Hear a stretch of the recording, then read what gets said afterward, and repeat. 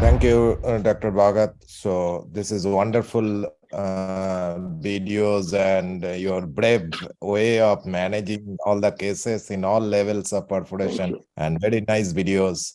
So as we are short in time, so I'll be calling upon my friend Dr. Rajesh. He will be speaking on innovations in DMEK.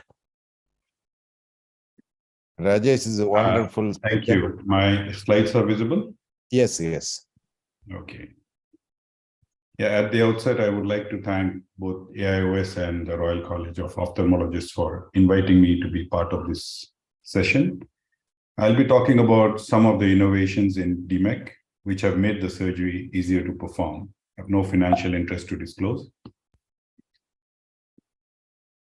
DMEK is currently the preferred technique of endothelial keratoplasty among corneal surgeons worldwide. And if we look at data from the Eye Bank Association of America, we will see that every year the number of DMEK surgeries being performed is progressively increasing.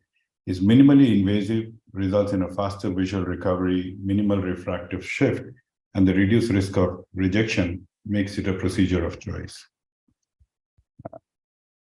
However, for people who have completed fellowships, they are transitioning to DMEK. The most common barriers are basically either related to incorrect orientation of the Descemet membrane donor or the anxiety related to donor preparation, especially in part of the world where the eye banks don't give you a pre-prepared tissue. So at least in our part of the world, surgeons have to prepare their own donor Descemet stripping. It's fairly reproducible using donor between the age group 50 to 70 years, which is ideal. You do put a F or an S stamp for proper orientation and stain the donor with trypan blue for 1 to 2 minutes for proper visibility. Loss of tissue leads to cancellation of surgery, additional financial burden, and it steepens the learning curve. We described this interesting device which has retroillumination, which was published last year in the IGO. So here, just like what you see, the anterior capsule in your capsulorhexis, here as the Descemet is being peeled off, the visibility is highly improved against the retroillumination provided with this endothelial punch, which is again in production by Network Medicals, and it should be available in the market soon. And you can see the amount of change in contrast between the conventional peeling and peeling using this device with the retroillumination. The other technique that I recently started using is a technique described by Peter Schurchman called the liquid bubble technique. However, instead of making a track, we use a needle, a 27 gauge needle, to induce a type 2 bubble by injecting fluid. And once you induce the bubble, you can then further enlarge it by injecting trypan blue, which makes the separation of the Descemet membrane fairly, easy to perform with minimal manipulation. It stains the stromal side of the DM, and putting an air bubble within the fold of the DM, you can stain the stromal side of the DM without having to make a stromal window. And then you can punch out 8 millimeter or a 7.5 millimeter of the donor DM, and that's ready for injection. In insertion and unfolding, we traditionally use the fluid-based injection where the DM is flushed into the anterior chamber. However, if there is upthrust or the anterior chamber has limited space, sometimes there is a tendency for the donor DM to try and rush out of the main wound if it is leaky or it goes towards the side port. So makes it slightly difficult. So, and also when you flush the tissue rapidly into the anterior chamber, it tends to lose its configuration and achieves one of these various configuration, which then you have to manipulate to get the donor scroll to open up. The most ideal of them being the double scroll configuration. So we devised a technique which was again published in Cornea last year, where we try to achieve a double scroll configuration. So here, the donor scroll is aspirated into the wider part of the goiter injector, and then you bring it to the narrow part. And as you agitate the fluid back and forth, when the scroll moves from the narrow part to the wider part, it opens up. And then when it re-scrolls, it can go into a double scroll configuration. And we found that there is almost 85% when you use it between the donor group 60 to 75 years. Younger donor, it's a bit challenging because the tendency for the scroll to go into a tight scroll is pretty high, and it doesn't open up even when you're trying to agitate the fluid. The second thing is the use of AC maintainer to try and create a unidirectional flow. So in this, the AC maintainer is connected and it's switched on, and then you introduce the DMEK injector tip into the anterior chamber, after which you rotate the tip to ensure that the DM scroll within the injector, the open end, is facing upwards.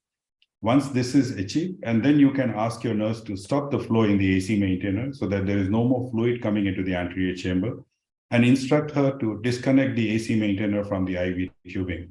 So now the AC maintainer acts as the egress point of fluid from the anterior chamber outwards.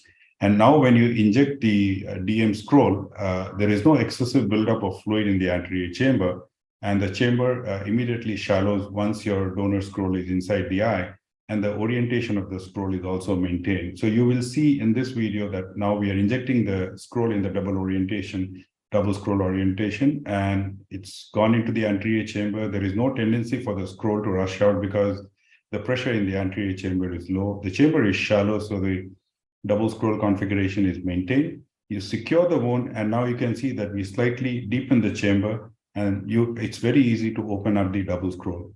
The average duration to unfolding was about 250 seconds, and in 75% of the eyes achieved 20/20 or better. And we had, the cell loss was lower than the traditional, being only about 16.7% at 6 months. And this possibly could be attributed to the minimal manipulation for donor unfolding. So you can see here that's an unedited video where we can see that the unfolding has been fairly simple, and you don't really need to manipulate the donor significantly. And once it's unfolded, you can put an air bubble, and that's the end of it. The second thing that we did was we often tend to introduce a small air bubble, whether it is to stain the donor DM using the air bubble within the fold, or to introduce a small air bubble within the tight scroll, or once the donor is unfolded, trying to put a small air bubble below the scroll. So these are quite challenging, especially if you use a syringe and a 30-gauge cannula. So we got the backflush cannula from the retinal surgeons, attached a 30-gauge cannula to it. Now we press on the silicone tubing, you get a very small air bubble that comes out from the tip. So this is much better than trying to push a plunger, wherein with a 30-gauge cannula, the air can get compressed, and you can get an uncontrolled, leakage of air from the tip. You can see how gently the air bubble can be introduced within the fold of scroll without displacing the folds. And then we can dry the surface, and you can use a Sinskey hook and marking ink, and you can just create your F or an S stamp. So this is quite useful, and in a very controlled manner. So we tried using a 1 ml syringe before, but then again, it works sometimes. Sometimes you get more air than what you wanted. But here it's fairly simple to use the backflush cannula. Again, you can see here there is an unfolded DM. There is a peripheral fold. You can go with the backflush cannula and just put in a small air bubble in the center without the fear of the donor DM getting displaced. And here we'll be using the air bubble to unfold that peripheral folded part of the donor DM. So you can just use the air bubble to manipulate. And the air bubble secures your DM, preventing it from getting displaced on either side. And then you can complete the DMEK therapy. For surgical training, this is again something that we described back in 2017, where on an artificial chamber, we put a latex diaphragm that's basically a piece of glove that is placed in between the donor tissue and the base of the artificial chamber. And by moving the latex diaphragm up or down through the tubing that's with the artificial chamber, you can shallow or deepen the chamber. And virtually, you can practice all the steps of DMEK. So this is fairly useful for teaching and training of the DMEK surgery. So you can see that in the wet lab, that's a 7 millimeter donor that has been stained, and it's introduced into the anterior chamber. And once it is introduced, you can secure the wound. And then the rest of the steps, like whatever you do in the patient's eye, the simulation is pretty good. And you can, you can either tap on the periphery or tap proximal to the fold. And by using a no-touch technique, you can get the graft to unfold. You can even move the graft to center it. by peripheral tapping, and then you can practice injecting the air bubble below the donor to ensure that you don't inject air above the donor graft. When you place in the cannula should turn blue when the air bubble is introduced. You can even deepen the chamber and you can practice how to flip over the graft. You can see that often we have eyes where the donor is in the upside down position. So this step can also be practiced, how to flip over a donor graft. So basically, in this short presentation, we have shown how these various innovations that I have introduced into my own technique of performing DMEK over the past 14 years, and which are trying to make it simplified. So DMEK now, at least in my practice, stands for definitely most easy keratoplasty. Thank you for a patient hearing.